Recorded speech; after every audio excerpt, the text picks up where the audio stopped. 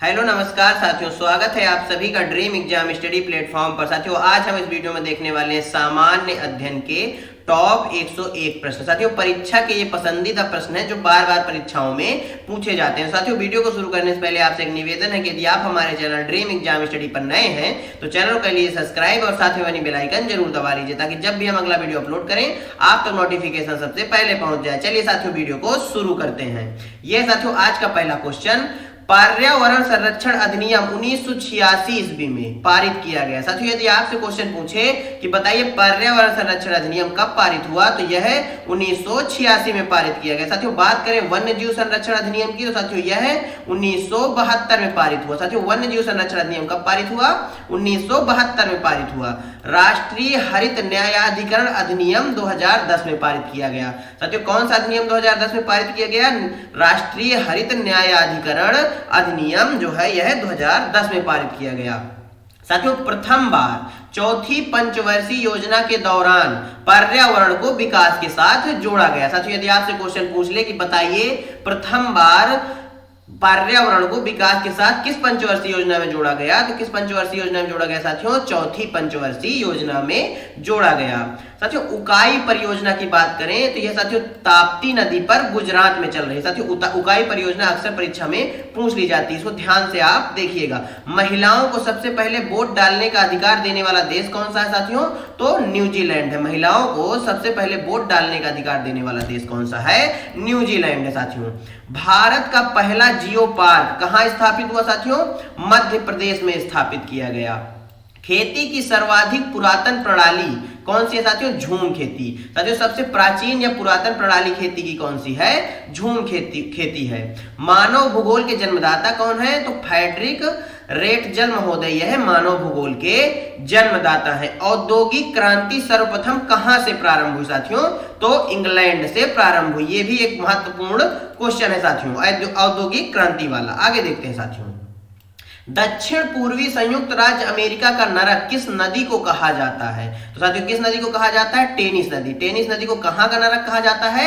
दक्षिण पूर्व संयुक्त राज्य अमेरिका का नरक कहा जाता है। विश्व का सर्वाधिक अवसाद परिवहन वाली दो नदियां कौन सी है? साथियों अवसाद मतलब जो सबसे ज्यादा कचरा जो है प्रवाहित करती हैं या लेकर आती हैं या लेकर जाती हैं, दो नदियां कौन सी हैं साथियों? पहली है गंगा नदी और दूसरी है येलो नदी। येलो नदी साथियों तो कहां की है? तो यह येलो नदी जो है यह चीन की नदी है। आगे देखते हैं साथियों। दक्षिण पूर्वी संयुक्त राज्य अमेरिका ये साथियों हो चुका है।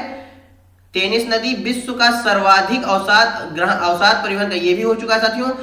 उत्तर भारत की अर्थव्यवस्था का मेरुदंड किस नदी को कहा जाता है? तो साथियों गंगा नदी को कहा जाता है। साथियों यदि पूछ ले आपसे कि बताइए उत्तर भारत की अर्थव्यवस्था का मेरुदंड कौन सी नदी है? तो गंगा नदी है। साथियों अगला क्वेश्चन, उत्तर भारत की अर्थव्यवस्था का मेरुदंड किस नदी को कहा जाता है? गंगा नदी को कहा जाता है। साथियों क्वेश्चन रिपीट हो गए हैं। मिस्र किस नदी की देन है? साथियों मिस्र जो है यह किस नदी की देन है? तो यह साथियों नील नदी की देन है। पश्चिम बंगाल का शोक किस नदी को कहा जाता है? तो साथियों दामोदर नदी को पश्चिम बंगाल का शोक कहा जाता है।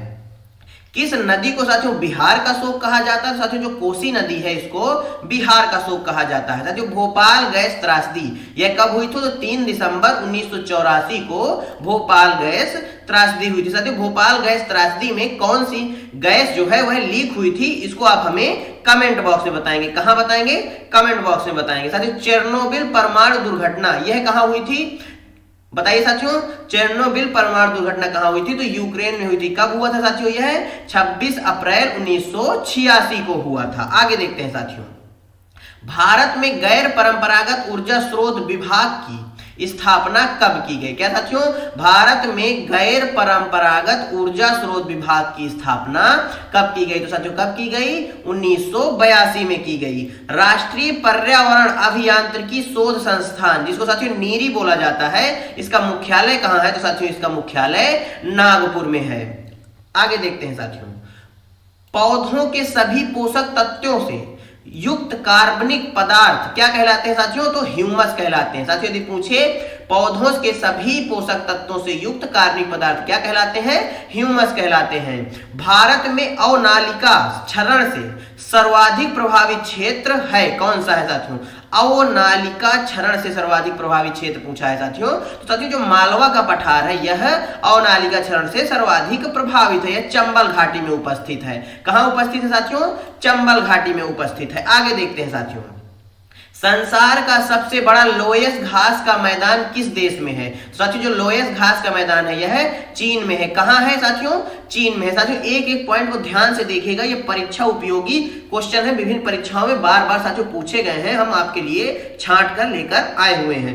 सर्वाधिक कार्बनिक पदार्थ किस मृदा में पाए जाते हैं? साथियों जो पीट मृदा होती है इसमें सर्वाधिक कार्बनिक पदार्थ पाए जाते हैं। वह मृदा जल जिसे पौधे अपनी जड़ों द्वारा अवशोषित करते हैं। साथियों जो मृदा जल जिस जल को साथियों पौधे अपनी जड़ों द्वारा अवशोषित करते हैं उसको केशिका जल कहा जाता है। क्या कहा जाता है साथियों? उसको केशिका जल कहा जाता है। जलाक्रांत मृदा में किस प्रकार की वनस्पतियां मिलती हैं? साथियों जो जलाक्रांत मृदा होती है इसमें मैग्रोव वनस्पतियां मिलती हैं। कैसे साथियों? मैग्रोव वनस्पतियां मिलती हैं। वर्डमैन ऑफ इंडिया यानी बर्डमैन ऑफ इंडिया किसे कहा जाता है साथियों? बर्डमैन इंडिया ऑफ किसे कहा जाता है? डॉक्टर सलीम अली जी को वर्ल्डमैन इंडिया कहा जाता है। टाइगर मैन ऑफ इंडिया की बात करें साथियों कैलाश सांखला जी को टाइगर मैन ऑफ इंडिया कहा जाता है। साथियों बात करें वाटर मैन ऑफ इंडिया की तो डॉक्टर राजेंद्र प्रसाद जी को वाटर मैन ऑफ इंडिया कहा जाता है। साथियों भारत की पहली शास्त्रीय भाषा कौन सी है? तो भारत की जो सबसे पहली और शास्त्रीय भाषा है वह है तमिल। वर्तमान में भारत की कितनी शास्त्रीय भाषाएं हैं? तो साथियों 6 शास्त्रीय भाषाएं हैं और 8 साथियों शास्त्रीय नृत्य है। साथियों सबसे नवीनतम शास्त्रीय भाषा कौन सी है? तो साथियों जो उड़िया भाषा है यह सबसे नवीनतम शास्त्रीय भाषा है। लौटते हुए मानसून से बारिश कहां पे होती है? साथियों कोरोमंडल तट पर लौटते हुए मानसून से बारिश होती है। साथियों कर्क रेखा कितने राज्यों से गुजरती है? तो साथियों कर्क रेखा जो है यह 8 राज्यों से होकर गुजरती है। साथियों मानक समय रेखा की बात करें तो यह कितने राज्यों से होकर गुजरती है? तो साथियों यह 5 राज्यों से होकर गुजरती है। साथियों जो मानक समय रेखा है कितने राज्यों से होकर गुजरती है? 5 राज्यों से होकर गुजरती है। साथियों जैविक घड़ी का नाम क्या है? साथियों पीनियल ग्रंथि जो है इसको जैविक घड़ी कहा जाता है। साथियों मास्टर ग्रंथि कौन सी है? तो पीयूष ग्रंथि जो है यह मास्टर ग्रंथि कहलाती है। मास्टर ऑफ मास्टर ग्रंथि किसे कहते हैं? साथियों हाइपोथैलेमस को मास्टर ऑफ मास्टर ग्रंथि कहा जाता है। साथियों महात्मा गांधी समुद्री राष्ट्रीय उद्यान कहां उपस्थित है? तो यह अंडमान और निकोबार में उपस्थित है। साथियों महात्मा गांधी राष्ट्रीय उद्यान की बात करें तो यह अंडमान और निकोबार द्वीप समूह में उपस्थित है। बात करें साथियों कर्क रेखा के सबसे समीपत राजधानी कौन सी है? साथियों कर्क रेखा के सबसे समीप राजधानी कौन सी है? तो साथियों राजधानी है रांची। जो साथियों कहां की राजधानी है? झारखंड की राजधानी रांची जो है यह कर्क रेखा के सबसे समीप है। साथियों पाक जल संधि, साथियों यह क्वेश्चन बहुत बार पूछा गया क्योंकि इसमें पाक शब्द आता है और हम कंफ्यूज हो जाते हैं कि कहीं इसकी बात पाकिस्तान से तो नहीं है। तो नहीं साथियों ये पाकिस्तान से नहीं है। जो पाक जल संधि है यह भारत और श्रीलंका के मध्य, किन 2 देशों के मध्य साथियों? भारत और श्रीलंका के मध्य है। ऑस्ट्रेलिया के घास के मैदान साथियों क्या कहलाते हैं? डाउन्स कहलाते हैं। क्या साथियों? इनको डाउन्स के नाम से जाना जाता है। साथियों प्यासी भूमि का देश माना जाए किसको बोला जाता है साथियों? तो ऑस्ट्रेलिया को प्यासी भूमि का देश कहा जाता है। साथियों महान प्रवाल भित्ति कहां उपस्थित है? तो यह भी ऑस्ट्रेलिया में उपस्थित है। ग्रेट विक्टोरिया मरुस्थल कहां उपस्थित है साथियों? तो ऑस्ट्रेलिया में उपस्थित है। विश्व का सबसे बड़ा ब्लॉक माउंटेन कहां है? तो साथियों यह सिपरा निवेदा, इसका नाम क्या है? सिपरा निवेदा। और साथियों यह यूएसए यानी अमेरिका में उपस्थित है। साथियों ऋग्वेद में गाय को क्या कहा गया है? तो अघन्या कहा गया है। साथियों ऋग्वेद में गाय को क्या कहा गया है? यह भी क्वेश्चन कई बार पूछा जा चुका है कि ऋग्वेद में गाय को क्या कहा गया है? तो ऋग्वेद में गाय को अघन्या कहा गया है। साथियों सती प्रथा का सर्वप्रथम उल्लेख कहां मिलता है साथियों? एरण अभिलेख में। किस अभिलेख में साथियों? एरण अभिलेख में। विश्व का सबसे भारी रॉकेट कौन सा है साथियों? तो फाल्कन 9 यह विश्व का सबसे भारी रॉकेट है और साथियों यह स्पेस एक्स कंपनी का है। किसका है साथियों? स्पेस एक्स कंपनी का है। विश्व का काला प्रदेश या साथियों रूर प्रदेश क्षेत्र किसे कहा जाता है? तो जर्मनी को कहा जाता है। ऐसा क्यों कहा जाता है? क्योंकि साथियों यहां कोयले की मात्रा भरपूर है। आग का आविष्कार कब हुआ साथियों? तो यह पूरा पाषाण काल में हुआ। साथियों यदि आपसे पूछ ले कि बताइए आग का आविष्कार किस काल में हुआ, तो यह पूरा पाषाण काल में हुआ। साथियों बात करें पहिए के आविष्कार की, तो पहिए का आविष्कार कब हुआ? नवपाषाण काल में पहिए का आविष्कार हुआ। मनुष्य में स्थायी निवास की प्रवृत्ति कब से हुई साथियों? नवपाषाण काल में आई। जो मनुष्य में एक जगह निवास करने की प्रवृत्ति है, यह साथियों नवपाषाण काल में मनुष्य के अंदर आई। मनुष्य ने सर्वप्रथम प्रयोग की गई धातु, मनुष्य के द्वारा सर्वप्रथम प्रयोग की गई धातु कौन सी थी साथियों? तांबा था। मानव द्वारा बनाया जाने वाला प्रथम औजार कौन सा था साथियों? तो कुल्हाड़ी जो है मानव द्वारा निर्मित प्रथम औजार था। प्रथम अनाज कौन था साथियों? तो जौ जो है यह प्रथम अनाज था। साथियों कृषि का आविष्कार कब हुआ? तो नवपाषाण काल में कृषि का आविष्कार हुआ। साथियों पाला जाने वाला प्रथम घरेलू पशु कौन सा था? तो कुत्ता था। प्राग ऐतिहासिक मध्य पाषाण काल में साथियों सबसे पहले पशुपालन के प्रमाण कहां मिले? आदमगढ़ मध्य प्रदेश तथा बागोर राजस्थान में क्या मिला साथियों? पाषाण काल में सबसे पहले पशुपालन के प्रमाण कहां मिले? तो एक प्रमाण साथियों आदमगढ़ मध्य प्रदेश में तथा बागोर राजस्थान में प्राप्त हुए। साथियों बात करें धान की खेती के प्राचीनतम प्रमाण कहां मिले? तो संत कबीर नगर उत्तर प्रदेश के लहुरा देव गांव में मिले। कहां मिले साथियों? लहुरा देव गांव में। यह कहां उपस्थित है? यह संत कबीर नगर उत्तर प्रदेश में उपस्थित है। यहां पर धान की खेती के प्राचीनतम सबसे प्रमाण मिले। साथियों भारतीय पुरातत्व के जनक, ये साथियों एक महत्वपूर्ण क्वेश्चन है, भारतीय पुरातत्व के जनक कौन है? अलेक्जेंडर कनिंघम को भारतीय पुरातत्व का जनक माना जाता है। साथियों सिंधु सभ्यता की खोज किसने की? तो साथियों राय बहादुर दयाराम साहनी महोदय ने किसकी खोज की साथियों? सिंधु घाटी सभ्यता की खोज की। कब की साथियों? तो 1921 ईस्वी में की। लोथल एवं सुरकोटदा ये साथियों सिंधु सभ्यता के दौरान बंदरगाह थे, यानी बंदरगाह के रूप में लोथल और सुरकोटदा का प्रयोग किया जाता था। कब साथियों? सिंधु सभ्यता में। आगे देखते हैं साथियों सिंधु सभ्यता की प्रमुख फसलें कौन कौन सी थी साथियों? तो गेहूं और जौ जो है यह दोनों सिंधु सभ्यता की सबसे प्रमुख फसलें थी।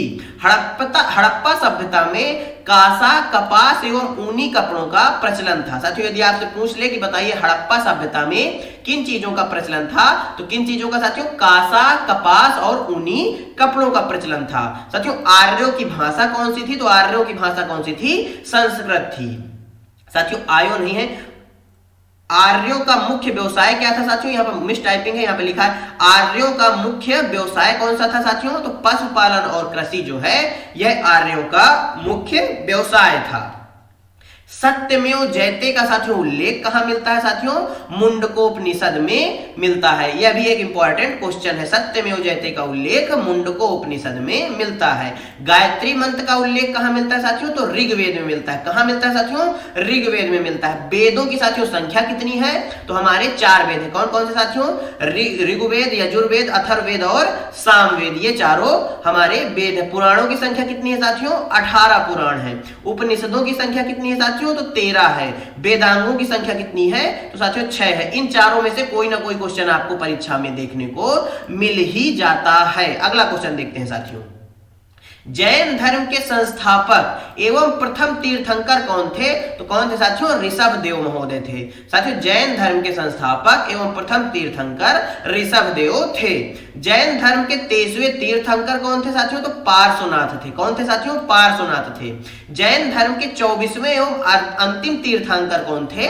महावीर स्वामी जी थे। कौन थे? महावीर स्वामी जी थे। साथियों ये 72 नंबर का क्वेश्चन बेहद ही इंपॉर्टेंट है और 70 नंबर का, ये दोनों अक्सर परीक्षा में पूछ लिए जाते हैं। साथियों महावीर स्वामी जी का जन्म कहां हुआ था? तो साथियों वैशाली में कुंडग्राम में हुआ था। कहां साथियों? वैशाली के कुंडग्राम में हुआ था। पहली जैन सभा का आयोजन कहां किया गया था साथियों? तो पाटिल पुत्र में पहली जैन सभा का आयोजन किया गया था। बात करें दूसरी जैन सभा की, साथियों ये वल्लभी गुजरात में इसका आयोजन किया गया था। साथियों 16 महाजनपदों का उल्लेख कहां मिलता है, तो भगवती सुत्त में 16 महाजनपदों का उल्लेख मिलता है। साथियों जैन ग्रंथ कल्प सूत्र के रचयिता कौन है, तो भद्रबाहु। साथियों ये भी क्वेश्चन बहुत बार पूछा जा चुका है, जैन ग्रंथ कल्प सूत्र के रचयिता कौन है, भद्रबाहु हैं। स्थूल भद्र के अनुयायी कौन है, साथियों श्वेतांबर। यदि आपसे पूछे स्थूल भद्र के अनुयायी कौन से माने जाते हैं, तो श्वेतांबर माने जाते हैं। भद्रबाहु के अनुयायी कौन से माने जाते हैं, तो दिगंबर माने जाते हैं। कौन साथियों, दिगंबर माने जाते हैं। अब साथियों बात करें बौद्ध धर्म के संस्थापक की, तो साथियों बौद्ध धर्म के संस्थापक कौन थे, गौतम बुद्ध महोदय बौद्ध धर्म के संस्थापक थे। बुद्ध के धार्मिक विचारों का संग्रह है सुत्त पिटक में मिलता है। कहां मिलता है साथियों, सुत्त पिटक में मिलता है। बौद्ध धर्म के नियमों का उल्लेख कहां मिलता है, विनय पिटक में मिलता है। बौद्ध दर्शन के विवेचना का उल्लेख कहां मिलता है साथियों, अभिधम्म पिटक में मिलता है। साथियों ये बौद्ध धर्म के साथियों 3 पिटक माने गए हैं, त्रिपिटक इनका नाम दिया गया है। साथियों पूछे यदि आपसे धार्मिक विचारों का संग्रह है बौद्ध धर्म के, तो साथियों सुत्त पिटक में, और बौद्ध धर्म के नियमों का उल्लेख साथियों विनय पिटक में, और बौद्ध दर्शन के विवेचना साथियों अभिधम्म पिटक में मिलता है। बौद्ध धर्म के साथियों त्रिरत्न थे, ये भी क्वेश्चन बेहद ही इंपॉर्टेंट है। कौन कौन साथियों, बुद्ध, धम्म और संघ, ये तीनों बौद्ध धर्म के त्रिरत्न माने जाते हैं। साथियों बुद्ध ने अपना प्रथम उपदेश कहां दिया साथियों, सारनाथ में दिया। कहां दिया साथियों, सारनाथ में दिया। बुद्ध ने अपने सर्वाधिक उपदेश कहां दिए साथियों, कौशल देश की राजधानी श्रावस्ती में सर्वाधिक उपदेश बुद्ध महोदय ने अपने दिए। संघ में प्रवेश करने वाली पहली महिला कौन थी साथियों, प्रजापति गौतमी थी। ये भी एक बेहद ही महत्वपूर्ण क्वेश्चन है इतिहास की दृष्टि से। संघ में प्रवेश करने वाली पहली महिला प्रजापति गौतमी थी। एशिया के ज्योतिपुंज किसे कहा जाता है, तो साथियों गौतम बुद्ध जी को एशिया का ज्योतिपुंज कहा जाता है। आगे देखते हैं साथियों, सिकंदर साथियों किसका शिष्य था, तो सिकंदर साथियों अरस्तु का शिष्य था। किसका शिष्य था साथियों, अरस्तु का शिष्य था। सिकंदर का सेनापति कौन था साथियों, सेल्यूकस निकेटर जो है यह सिकंदर का सेनापति था। साथियों मौर्य वंश के संस्थापक कौन था, तो साथियों चंद्रगुप्त मौर्य मौर्य वंश का संस्थापक था। साथियों चंद्रगुप्त मौर्य का उत्तराधिकारी की बात करें तो बिंदुसार जो है यह चंद्रगुप्त मौर्य का उत्तराधिकारी था। अशोक ने अपने शिलालेखों में प्राकृत भाषा का प्रयोग किया। यहां से भी क्वेश्चन बन जाता है कि बताइए अशोक ने अपने शिलालेखों में किस भाषा का प्रयोग किया, तो साथियों किस भाषा का प्रयोग किया, प्राकृत भाषा का प्रयोग किया। साथियों हाई कोर्ट की पहली महिला मुख्य जज या न्यायाधीश कौन थी साथियों, तो लीला सेठ थी। कौन थी साथियों, लीला सेठ थी। प्रेस का मुक्तिदाता किसको माना जाता है साथियों, चार्ल्स मेटकाप को प्रेस का मुक्तिदाता यानी मीडिया का मुक्तिदाता किसको माना जाता है, चार्ल्स मेटकाप को माना जाता है। साथियों जो प्रवाल भित्ति होती है उसका निर्माण किस चीज से होता है, तो कैल्शियम कार्बोनेट से होता है। साथियों मोनोलोआ ज्वालामुखी कहां उपस्थित है, तो साथियों यह यूएसए में उपस्थित है। कोटोपैक्सी ज्वालामुखी की बात करें तो साथियों यह इक्वाडोर में उपस्थित है। कहां, इक्वाडोर में उपस्थित है। साथियों विश्व विपस ज्वालामुखी कहां है, तो यह इटली में उपस्थित है। भारत का साथियों एकमात्र सक्रिय ज्वालामुखी कौन सा है, बैरन द्वीप ज्वालामुखी जो कहां है, अंडमान और निकोबार में उपस्थित। साथियों सेला सुरंग कहां है, तो यह अरुणाचल प्रदेश में उपस्थित है। साथियों भारत का एकमात्र सक्रिय ज्वालामुखी, यह बेहद ही इंपॉर्टेंट क्वेश्चन है। साथियों धन्यवाद आप सभी का हमारे साथ जुड़े रहने के लिए। साथियों आज के 101 क्वेश्चन सामान्य अध्ययन के या सामान्य ज्ञान के आपको कैसे लगे हमें कमेंट बॉक्स में जरूर बताइएगा। साथियों यदि आपको वीडियो अच्छा लगा हो तो वीडियो को लाइक कर दीजिए, चैनल को कर लीजिए सब्सक्राइब और अपने दोस्तों के साथ शेयर जरूर करिएगा। मिलते हैं आपसे अगले वीडियो में, तब तक के लिए जय हिंद जय भारत। अपना और अपनों का ख्याल रखिए, सभी का सम्मान करिए। धन्यवाद साथियों।